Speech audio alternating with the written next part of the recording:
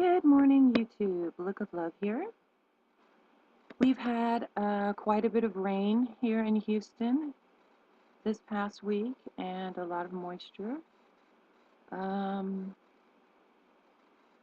the first thing I wanted to share with you today was as I was looking over onto the neighboring property, I noticed that, I don't know, what appeared to be a crop circle, but made with mushrooms.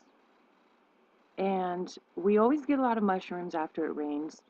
I've just never noticed them growing in the shape of a circle before, and um, I was rather fascinated by it.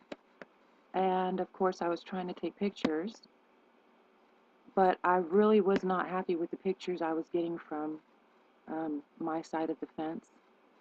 And so I knew I needed to get closer, over there closer. Um, but there's a fence, and I'm not really good at climbing fences. Um, and my usual spot that I sneak over onto the neighbor's property if I think I see something alien was flooded out, and that was this. Much like a mechanic sliding on his back under your car, um, that's me sliding on my back under these bars.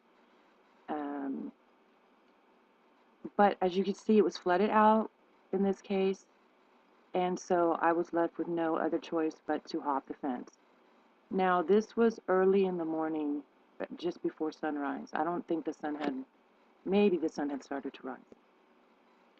Well, I wasn't going to be stopped by little water. So, yeah, trespassing laws weren't going to stop me. I don't think this mud puddle was going to either. So I got a pull ladder and I put it on the fence.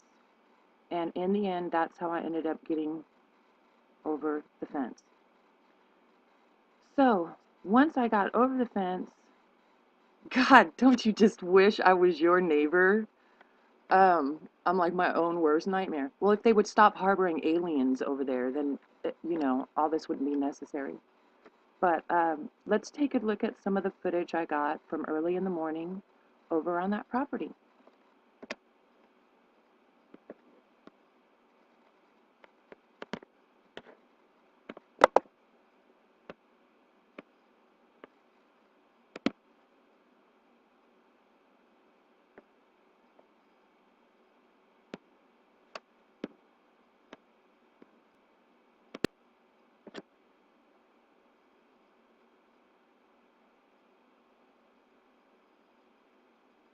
Here I am. There was a lot of mist. There was a lot of fog. It was kind of creepy, I'm not going to lie.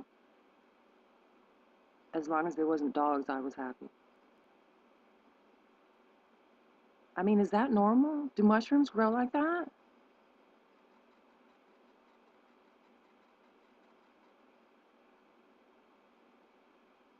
If they do, I've never noticed it before.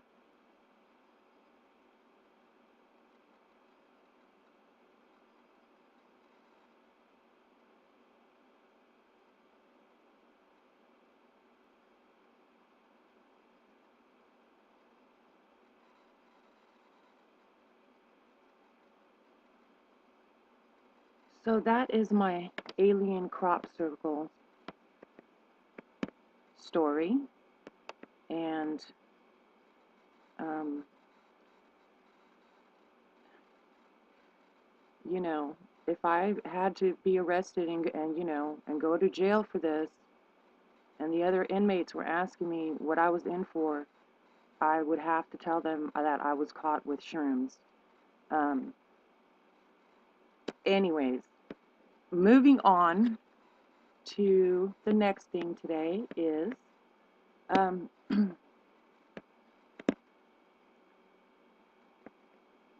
this article right here.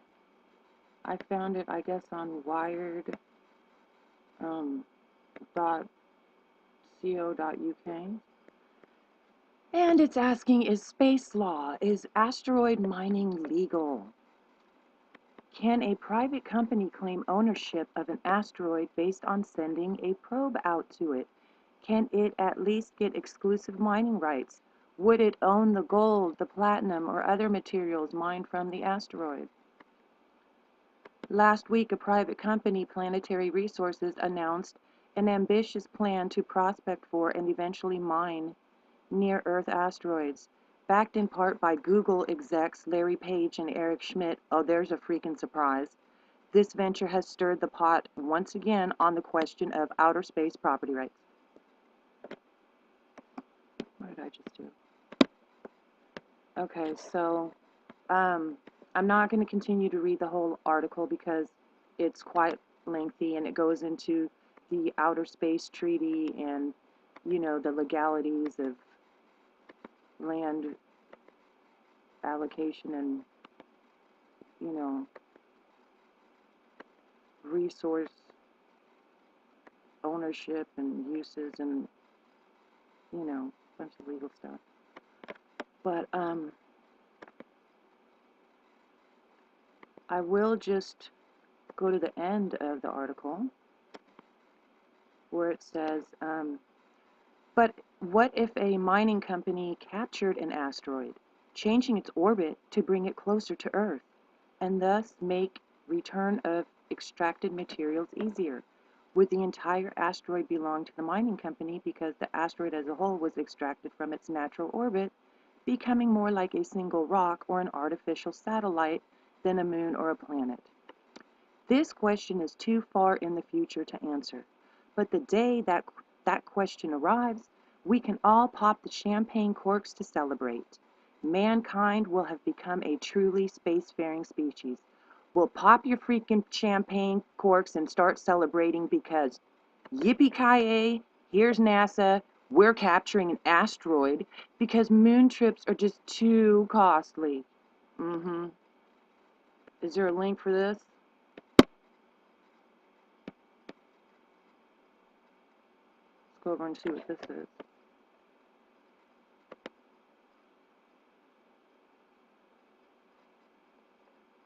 The rest of the world may have been excited at the prospect of NASA lassoing and dragging an asteroid towards our moon, but the United States Congress apparently has its doubts. Yeah, it's probably going to cut into their profits. Undoubtedly. Their personal profits is what I'm talking about. I'm concerned that NASA has neglected congressional funding. In other words, NASA's trying to cut them out of the financial benefits, probably. Blah, blah, blah, blah, blah, blah.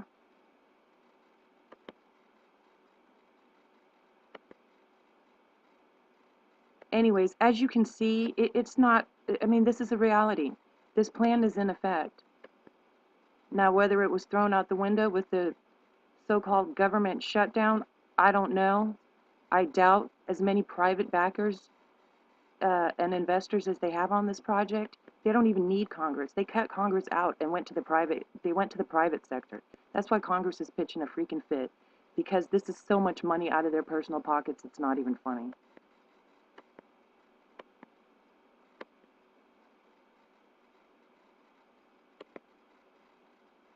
NASA considers capturing an asteroid and setting it to orbit the moon. Yay! I'm so thrilled to have the asteroid belt as close to us as we do. Let's just bring it even freaking closer. On the other hand, okay, I mean, yeah, more than likely this is all about the gold and the money.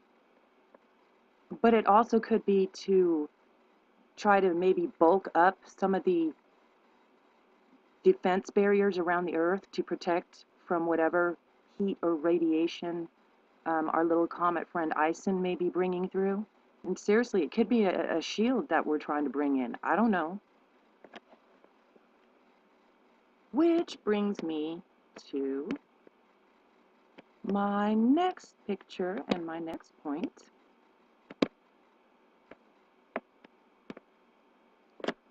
My friend Manny was recently talking about how Comet Ison has had some effects on the planet Mars, and that Mars has been possibly cometized and probably traumatized, I don't know, by Comet Ison.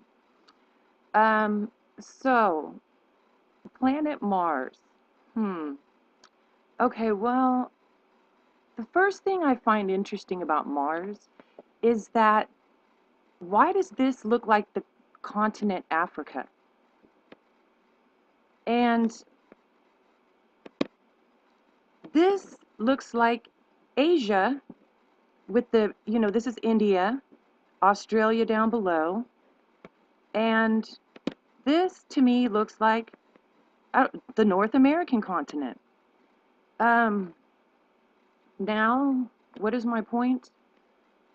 My point is that why are these areas darker? These may have been continents on Mars at one point in time.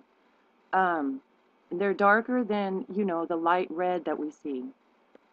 So I think one of the things that might possibly have happened is that something so hot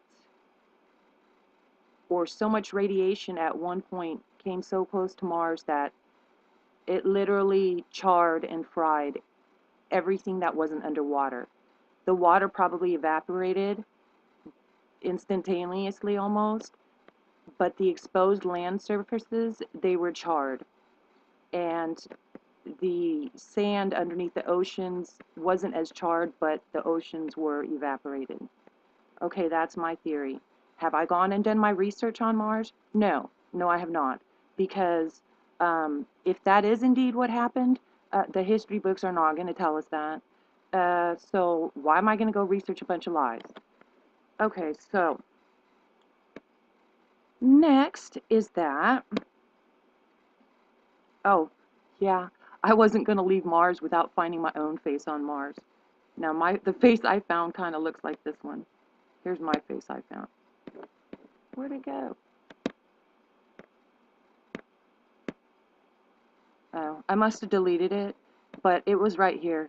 Here was my face.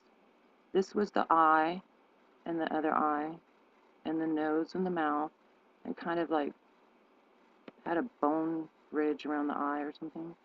And so I found a picture that I thought it looked like, and that was this picture. And I guess that's it for Mars photos.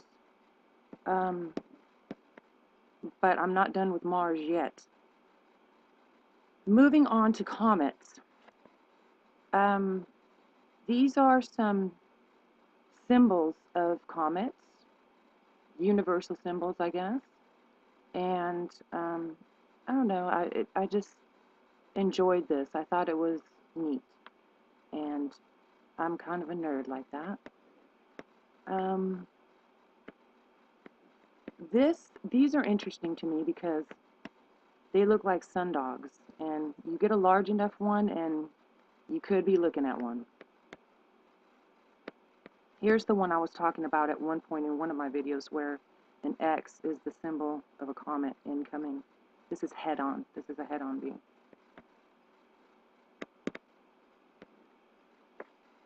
Okay, so